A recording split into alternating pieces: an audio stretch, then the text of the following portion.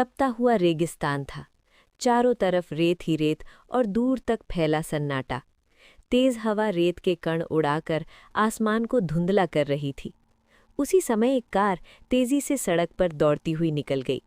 खिड़की से एक छोटी सी धातु की गेंद बाहर गिर गई, जैसे किसी ने बेकार समझकर फेंक दी हो।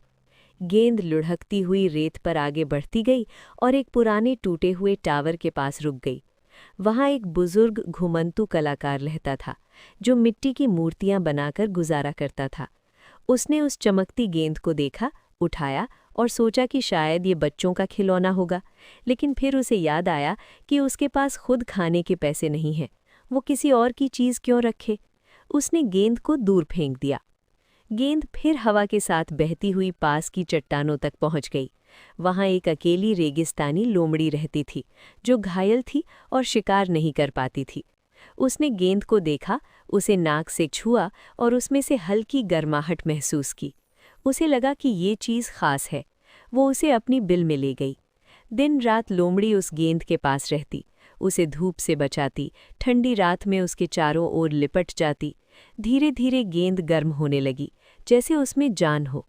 कुछ दिनों बाद उस धातु जैसी गेंद में दरार आई और उसमें से एक छोटा सा चमकीला जीव निकला, ना तो जानवर जैसा न पक्षी जैसा, बस नीली रोशनी से भरा हुआ, मासूम और कांपता हुआ।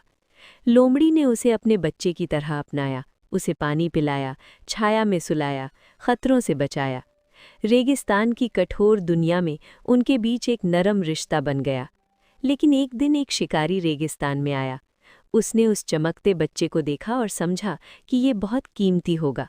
उसने जाल फेंका और उस बच्चे को पकड़ लिया। लोमड़ी दूर से ये सब देखती रह गई। घायल पैरों से वो दौड़ भी नहीं पाई। उसकी आंखों से आंसू गिरने लगे, लेकिन उसकी आवाज़ रेगिस्तान की हवा में खो गई। रात को जब शिकारी सो गया, वही बूढ़ा घुमंतू कलाकार वहां आ पहुंचा। उसने जाल में बंद चमकते जीव को देखा और समझ गया कि ये कोई साधारण चीज़ नहीं है। उसे लोमड़ी का रोता हुआ चेहरा याद आया। उसका दिल पिघल गया। उसने जाल काटा, बच्चे को आज़ाद किया और चुपचाप उसे वापस लोमड़ी की बिल के पास छोड़ाया।